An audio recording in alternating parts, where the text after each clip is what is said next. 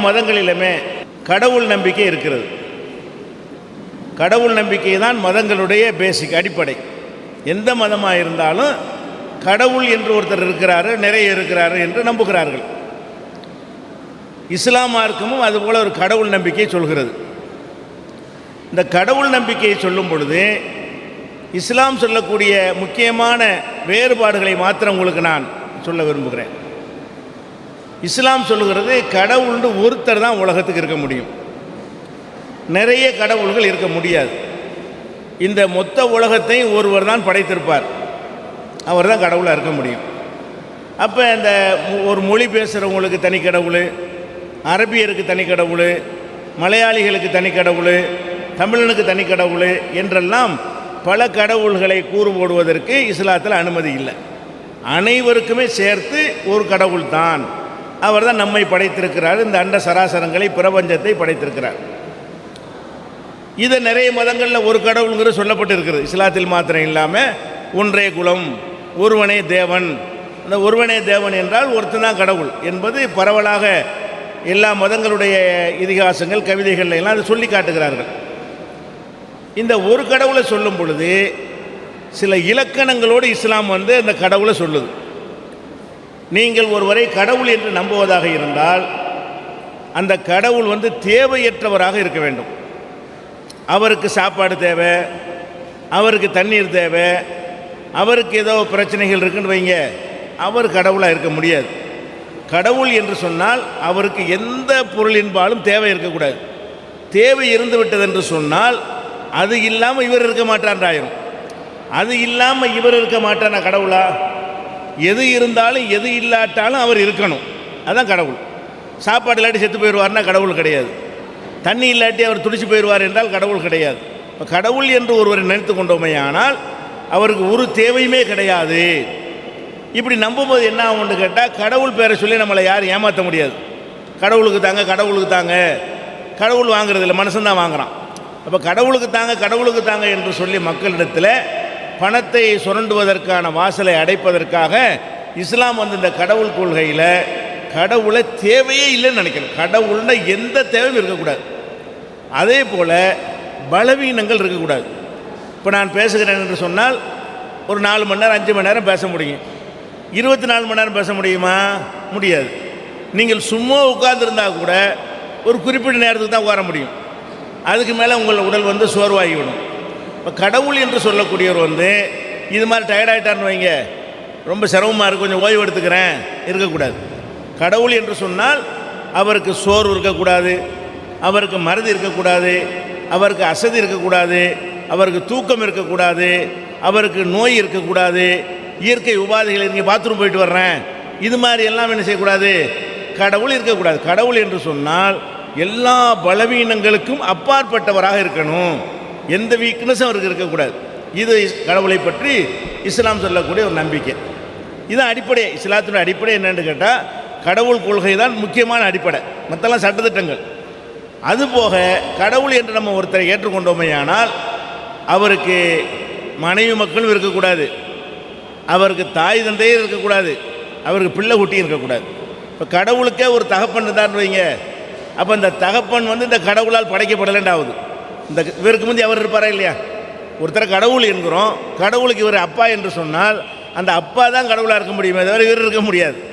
அப்போ கடவுள் என்று சொன்னால் அனைத்தும் அவரால் படைக்கப்பட்டு இருக்கணும் என்று சொன்னால் அவருக்கு முன்னாடி யாருமே இருக்கக்கூடாது, அவருக்கு அம்மா இருக்கக்கூடாது, அவருக்கு அப்பா இருக்கக்கூடாது. அது மாதிரியான ஒரு அடிப்படை இஸ்லாம் சொல்லுகிற இஸ்லாமிய கடவுள் கொள்கை இதெல்லாம். அதே போல் கடவுள் ஒருத்தர் நம்பிட்டோம் என்று சொன்னால் அவருக்கு பிள்ளை குட்டிகள் இருக்கக்கூடாது. அம்மா அப்பா இல்லைன்னா அண்ணன் தம்பி இருக்காது. அம்மா அப்பா இல்லை என்று சொன்னால் கடவுளுக்கு அண்ணன் கிடையாது, தம்பி கிடையாது, சகோதரன் கிடையாது, மாமா கிடையாது, மச்சான் கிடையாது, அது மாதிரி கணவன் கிடையாது, மனைவி கிடையாது, எதுவுமே கிடையாது, தனித்தவன். கடவுள் என்கிற தன்மையில் ஒரே ஒருத்தன் தான் இருப்பான். அவனுக்கு அப்பன் இருக்க மாட்டான், அவனுக்கு பிள்ளை இருக்க மாட்டான். இப்படியான ஒருத்தன் இருந்தால் தான் கடவுளாக இருக்க முடியும். கடவுளை நீங்கள் இப்படி நம்புங்க. அவருக்கு புள்ள குட்டியெல்லாம் இருந்துச்சுன்னு சொன்னால் அங்கே புள்ள குட்டிகளுக்கு மத்தியில் சண்டை போயிடும், அடுத்து யார் பார்க்குறதுன்னு. அதுபோக கடவுளுக்கு சாவு இருக்கக்கூடாது. கடவுளுக்கு எப்போதுமே மரணம் இல்லாமல் என்றென்றும் நித்திய ஜீவனாக கடவுள் இருக்கணும். இதுதான் கடவுளுடைய இலக்கணமாக இஸ்லாம் சொல்லித் தருகிறது. இப்படியான ஒரு கடவுளை நம்புறது எதுக்கு நம்பணும்? ரெண்டாவது, எல்லாரும் கடவுளை நம்புவாங்க.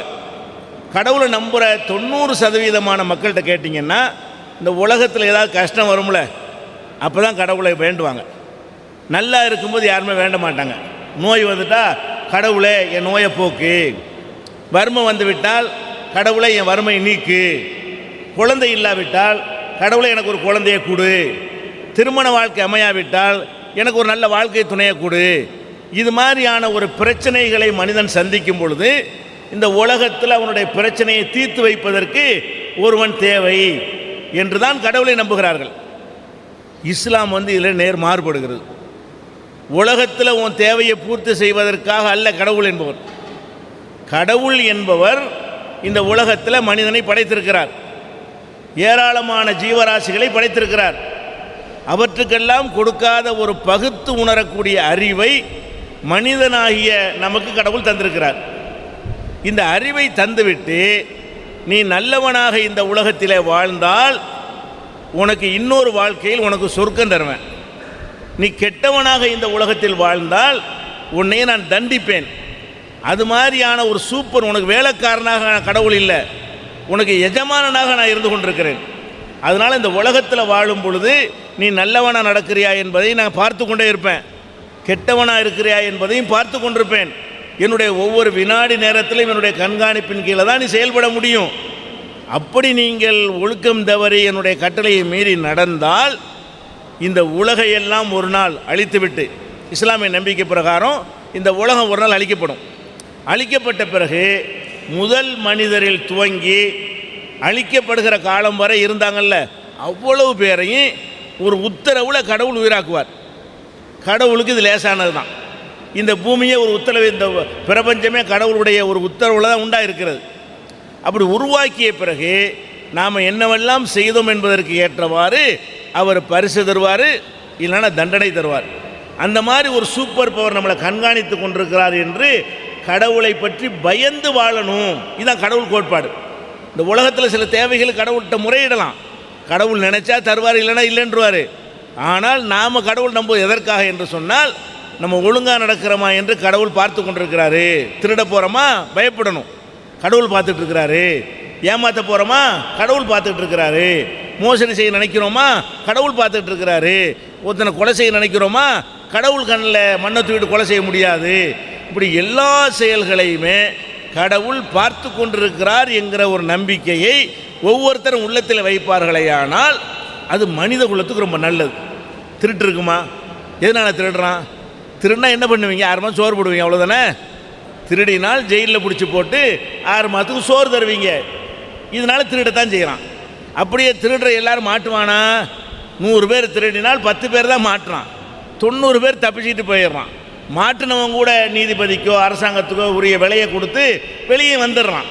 அப்போ மனிதனை ஏமாத்திடலாங்கிற ஒரு காரணத்தினால தான் திருடுறான், கொலை செய்கிறான், கொள்ளையடிக்கிறான், கலப்படம் செய்கிறான், மோசடி செய்கிறான். அப்போ ஏமாற்ற முடியாத ஒரு சூப்பர் பவர் நம்மளை பார்த்து கொண்டிருக்கிறான்.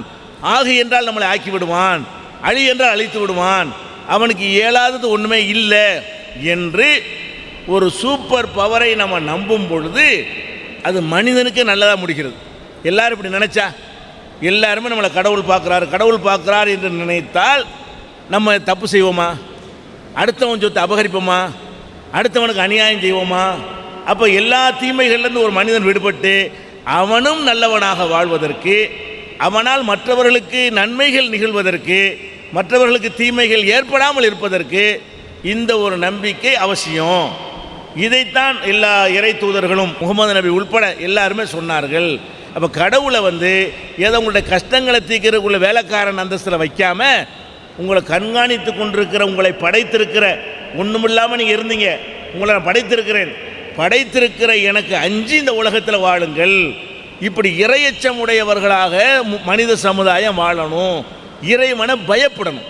இறைவனை பற்றிய எந்த அச்சம் இல்லாமல் இறைவனை கேலி பொருளாக்குவது, இறைவனை கிண்டல் பண்ணுவது, இறைவனை ஆடல் பாடி என்ன செய்கிறது, இறைவனை கொச்சைப்படுத்துவது, அப்போ இறைவனை ஒரு கோமாளி மாதிரி ஆக்குவது, இந்த மாதிரியான தன்மைகள் எல்லாம் இறைவனை நம்புகிறோம் என்று சொல்லக்கூடியவர்கள்ட்டே இருக்கிறது. அப்படியான ஒரு இறைவன் நமக்கு என்னத்துக்கு? நம்மால் கேலி செய்யப்படுற ஒரு இறைவன் நமக்கு தேவையா? இறைவன்னா ஒரு முதலமைச்சர்னா அந்த முதலமைச்சரை பற்றி நமக்கு பயம் இருக்க வேண்டும். ஒரு காவல்துறை அதிகாரி இருக்கிறார் என்று சொன்னால் அவரை பற்றி நமக்கு ஒரு அச்சம் இருக்க வேண்டும். ஒரு பிரதமர் என்று சொன்னால் அவரை பற்றி ஒரு பயம் இருக்க வேண்டும்.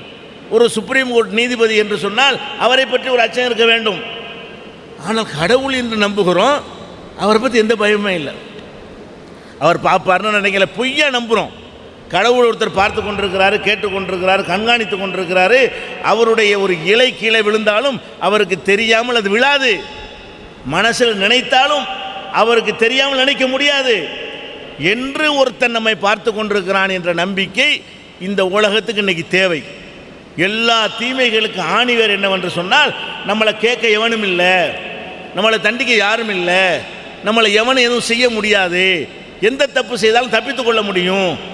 இந்த எண்ணத்தை மாற்றி அனைவருமே நல்லவர்களாக வாழணும் என்பதற்காகத்தான் இவ்வளோ பெரிய சக்தி வாய்ந்த சூப்பர் பவராக இருக்கக்கூடிய ஒரு கடவுளை நீங்கள் நம்புங்கள். இதுதான் இஸ்லாத்தினுடைய முக்கியமான கடவுள் நம்பிக்கையுடைய பேசிக். இது அடிப்படையாக தான் இஸ்லாமிய எல்லா சட்டமுமே இருக்கும். இந்த உலகத்தில் கஷ்டம் வந்தாலும் ஒரு முஸ்லீம் வந்து தடுமாறக்கூடாது. ஏன்? இந்த உலகத்தில் கடவுள் வந்து கஷ்டத்தை கொடுத்து சோதிப்பார். செல்வம் வந்தாலும் இருமாப்பு வந்துடக்கூடாது, செல்வத்தை கொடுத்தும் சோதிப்பார். இந்த செல்வம் இவனை எப்படி நடத்துகிறது என்று கடவுள் பார்ப்பதற்காக ஒருத்தனுக்கு செல்வத்தை தருகிறார். வறுமை இவனை எந்த அளவுக்கு ஆக்குகிறது, அதில் செம்மையாக இருக்கிறானா என்று பார்ப்பதற்காக வறுமையை கொடுப்பார். புள்ள குட்டிகளை கொடுத்தும் சோதிப்பார், எடுத்தும் சோதிப்பார். அப்போ கடவுள் பலவிதமான சோதனைகளை நமக்கு வைத்திருக்கிறார். அதில் வெற்றி பெறுவதற்குத்தான் கடவுள் நம்பிக்கை. கடவுள் வைத்திருக்கிற பரீட்சையில் நாங்கள் வெற்றி பெறுவோம்.